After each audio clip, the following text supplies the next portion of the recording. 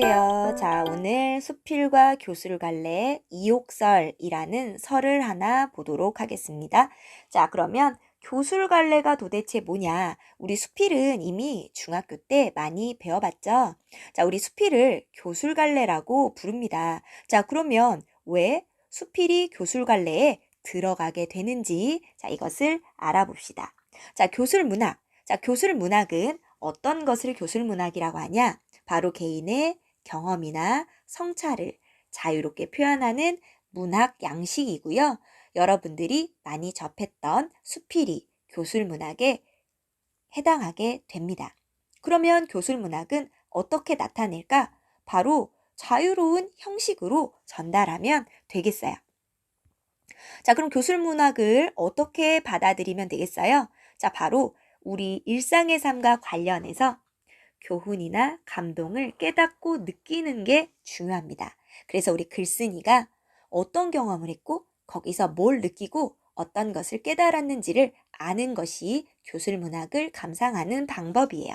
그래서 작가와 대화하는 마음으로 그리고 그것을 바탕으로 나 자신을 성찰하면서 읽습니다. 자, 교술문학을 만들 때는 어떻게 만들까요? 바로 삶의 세계에 대한 성찰, 그리고 자기 생각, 자동평을 위주로 하게 됩니다. 또 친숙한 사실, 개인적인 경험을 가지고 짧고 인상적으로 전달하면 되고요. 특별한 형식이 정해져 있지 않습니다. 여러분이 쓰고자 하는 형식으로 자유롭게 표현하면 되겠어요. 자, 그렇다면 확인해 볼까? 자, 교술문학의 특징은 뭘까? 바로 일상적인 체험에서 같이 바로 감동이나 깨달음을 이끌어낸다는 겁니다. 그래서 그것을 읽었을 때 감동을 줘서 와, 아름답다. 우리 아름다움을 느끼는 거 심미적인 거라고 했죠? 심미적인 체험이 가능해요. 심미적인 감동, 그리고 깨달음이니까 윤리적인 교훈. 그래서 심미적인 감동, 감동에서 아름다움을 느낄 수 있고, 자, 윤리적인 교훈, 깨달음도 줍니다.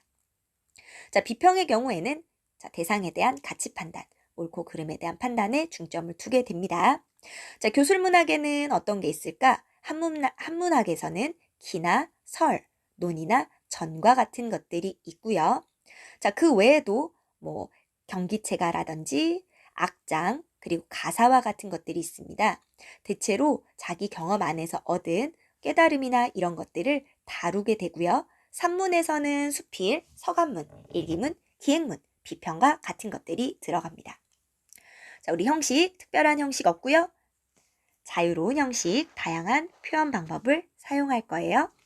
자, 내용, 생활 체험을 바탕으로 무엇이든 제재가 될 수 있고 작가의 인생관, 가치관이 잘 드러나는 글이다 라는 겁니다. 자, 수필의 특징 여러분들 다 잘 알고 있죠? 자, 그러면 이옥설이라는 갈래를 볼게요.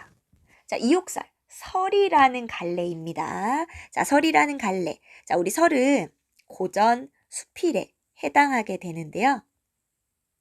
우리 여기 참고자료 설의 갈래적 성격부터 볼게요. 자, 설은 사물의 이치를 풀이하고 자신의 의견을 덧붙이는 한문 문체의 한 종류입니다. 그래서 한문 문학이에요. 한문으로 쓰여져 있습니다. 작가의 실제 경험, 사고, 느낌을 독자에게 전달한다는 점에서 교술갈래에 속하게 되고요.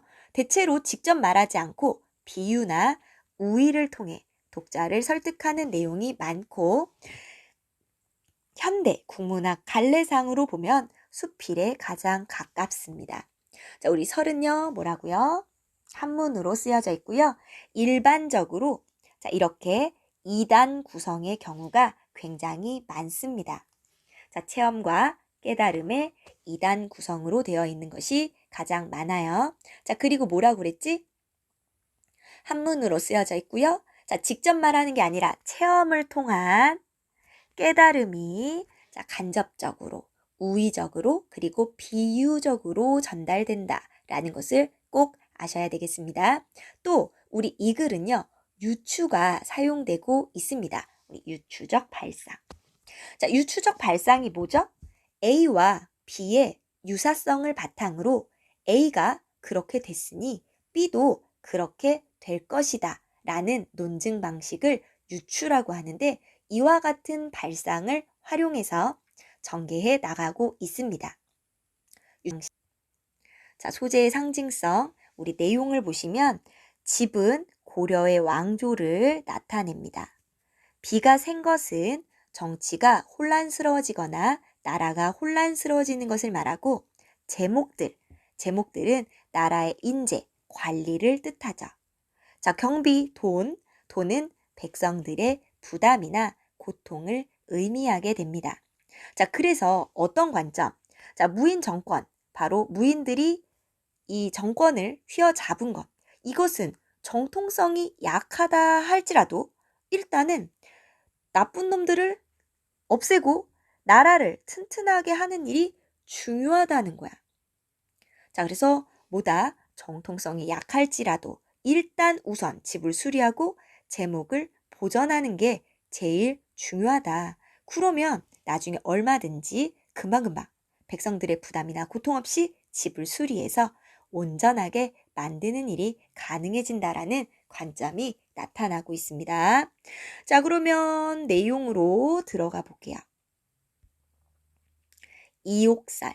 자, 우리 이옥설에 이옥은 집을 수리한 것에 대한 설이다 라고 보시면 되겠죠? 자, 우리 이옥설 두 개의 단계로 이루어져 있다고 그랬어. 경험이 앞에 나오고 뒤에 깨달음이 나올 겁니다. 자, 그러면 집을 고친 집수리에 대한 설. 집에 오래 지탱할 수 없이 퇴락한 행랑채 3칸이 있어서 나는 부득이 그것을 모두 수리하게 되었다. 자, 그러면 퇴락한 행랑채 3칸을 수리합니다. 자, 이게 경험입니다. 이때 그중 2칸은 비가 샌 지 오래되었는데 나는 그것을 알고도 어물어물하다가 미처 수리하지 못하였고, 자, 그러면 2칸은 비가 샌 지 오래된 게 있고요. 자, 다른 한 칸은 한 번밖에 비를 맞지 않았기 때문에 다른 한 칸은 한 번 비를 맞고 급히 기와를 갈았습니다. 자, 비가 샌 지 오래된 것과 자, 급히 기와를 간 것 두 가지 대조하면서 가볼까요? 그런데 수리하고 보니 비가 샌 지 오래된 것은 석가래, 추녀, 기둥, 들보가 모두 썩어서 못 쓰게 되었으므로 경비가 많이 들었고, 자, 그러면 비가 샌 지 오래된 것은 자, 어땠대요? 자, 모두 썩어서 경비가 많이 들었다. 바로 이걸 고치는데 백성들의 고통이 심해지겠지? 자, 다른 한 칸은 한 번밖에 비를 맞지 않고 급하게 기와를 갈았죠. 이건 어땠어? 제목들이 모두 완전하여 다시 쓸 수 있기 때문에 경비가 적게 들었다. 자, 여기가 뭡니까? 경험이죠. 자, 경험과 깨달음의 2단 구조라고 했어. 나는 여기에서 이렇게 생각한다. 사람의 몸도 역시 마찬가지. 뭐랑? 집을 고치는 거랑 마찬가지. 그러니까 못 쓴 거니? 유추의 발상이 나타나고 있죠. 집을 고치는 거랑 사람의 몸이 똑같아. 잘못을 알고서도 곧 고치지 않으면 몸이 패망하는 것이 나무가 썩어서 못 쓰게 되는 것 이상으로 될 것이고, 잘못이 있더라도 고치기를 꺼리지 않으면 다시 좋은 사람이 되는 것이, 자, 다시 좋은 사람 되는 거 뭐게? 개과천선이라고 하죠. 집 제목이 다시 쓰일 수 있는 이상으로 될 것이다. 자, 그럼 첫 번째는 사람의 몸.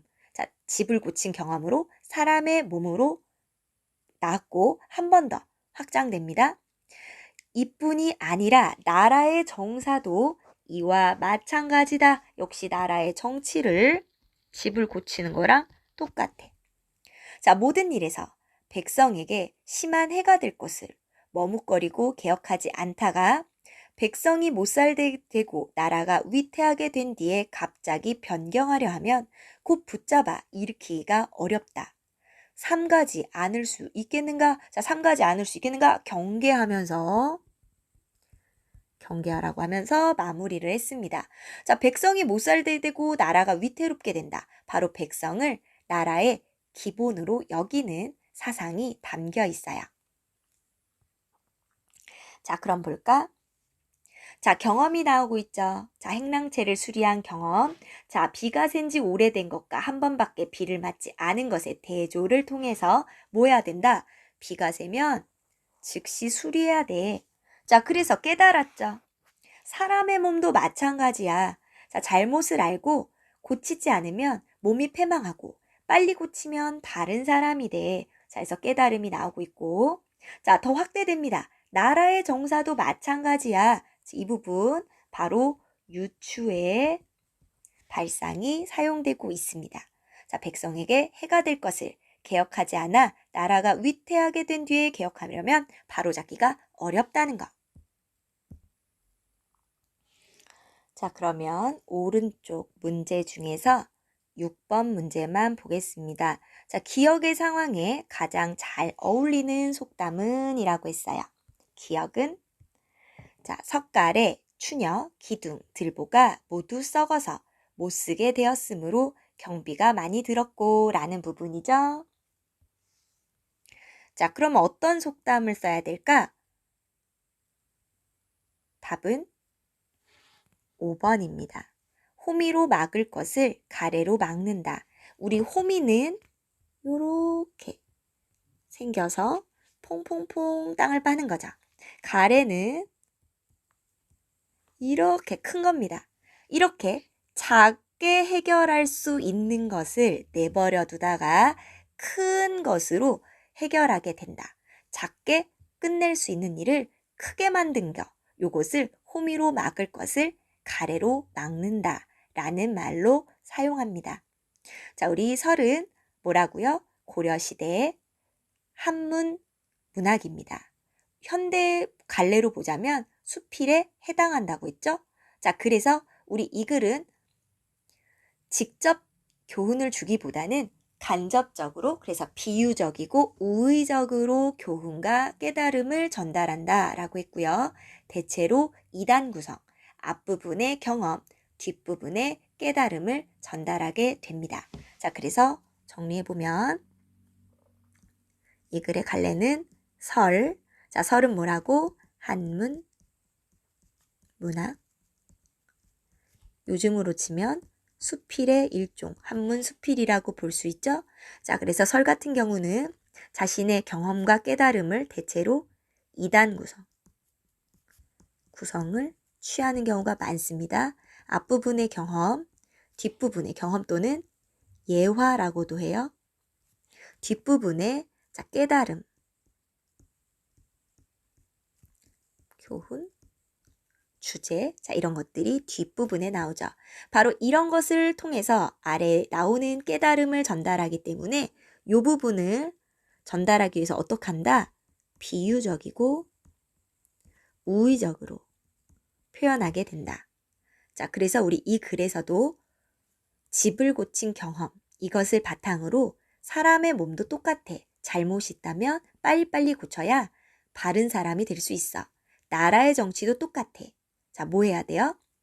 잘못된 것이 있다면 빨리빨리 뜯어 고쳐야 백성들이 힘들지 않고 다시 온전한 나라, 튼튼한 나라로 만들 수가 있어. 그러니까 어떻게 해야 돼? 일단은 집을 수리하듯 나라의 잘못된 것을 빨리 고쳐야 된다 라는 내용입니다. 자, 그러면 우리 설 짧기 때문에 금방 끝났죠? 자, 그러면 수고하셨습니다.